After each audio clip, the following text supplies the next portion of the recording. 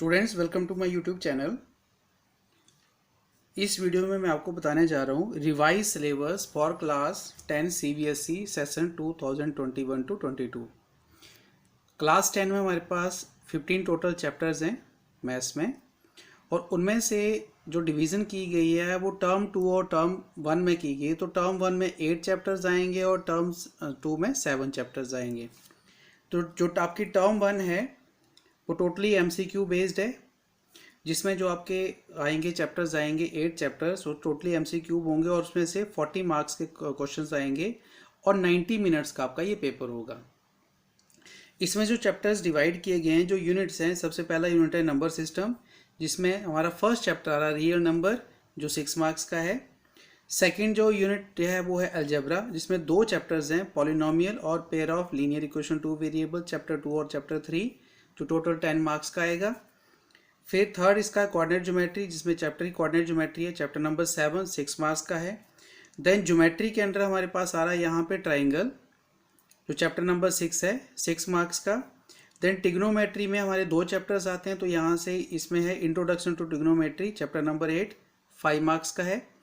Then mensuration में यहाँ पे इन्होंने जो चैप्टर लिया है वो है area related to circle, chapter number 12 4 marks का। देन स्टैटिस्टिक्स एंड प्रोबेबिलिटी में इन्होंने प्रोबेबिलिटी ली है एमसीक्यू के लिए, चैप्टर नंबर 15 3 मार्क्स का।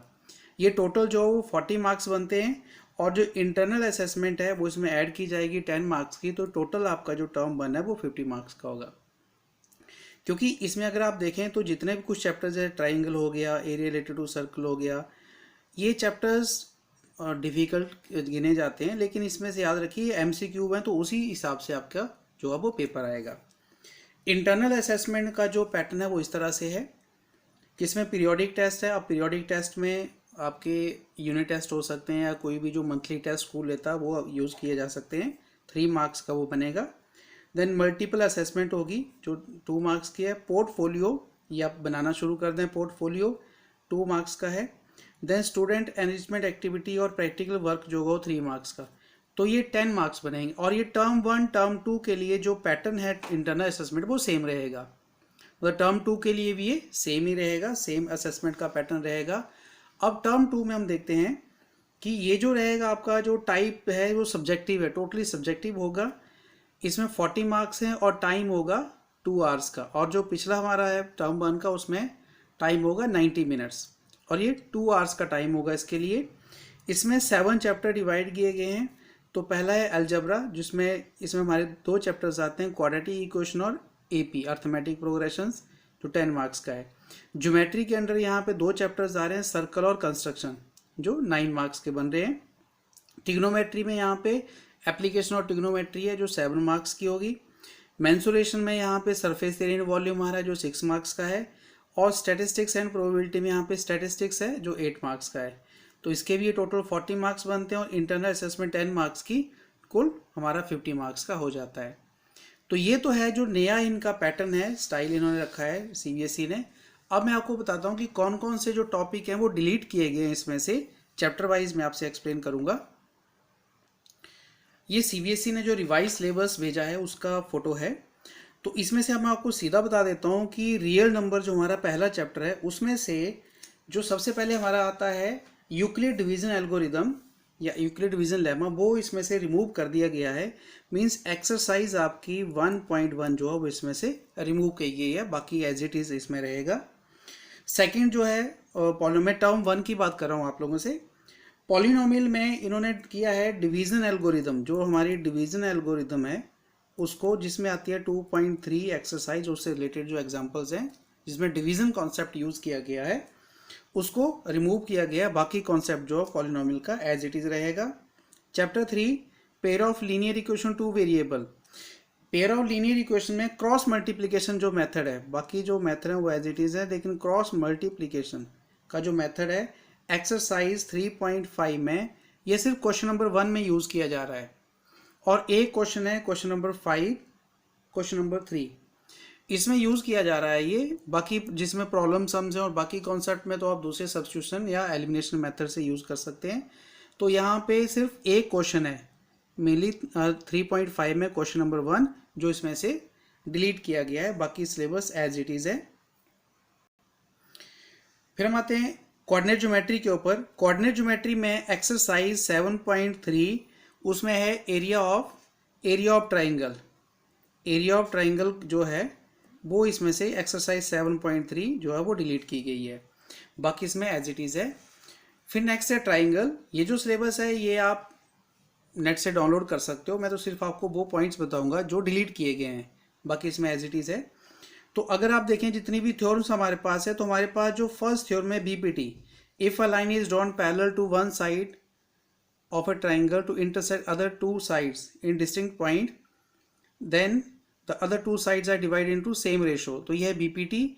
तो बीपीटी का आपका प्रूव आएगा। बाकी जो इसमें है वो मोटिवेशन के बेस पे है, मींस उनके आप प्रूफ जो है वो यूज़ करोगे, लेकिन प्रूव करने के लिए इन होगा रिजल्ट आगे हम यूज़ करेंगे इनके। इसी तरह से आगे जो थ्योरम प्रूव करने के लिए है कि in right angle triangle the square of hypotenuse is equal to the sum of square of other two side, जो हमारी पाइथागोरस थ्योरम है।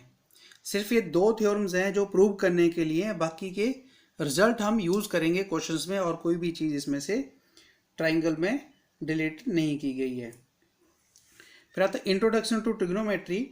तो इंट्रोडक्शन टू ट्रिग्नोमेट्री में जो 0 डिग्री और 90 डिग्री के जो प्रूफ हैं वो डिलीट किए गए हैं, और दूसरे इसमें से जो आइडेंटिटी, सिर्फ एक ही आइडेंटिटी जो है वो यूज़ की गई है, sine square A plus cos square equals to 1, और बाकी जो सीकेंट और कोसिकेंट की आइडेंटिटीज़ हैं वो इसमें से डिलीट हो गई हैं, बाकी इसमें से कोई भी चीज़ डिलीटेड नहीं है।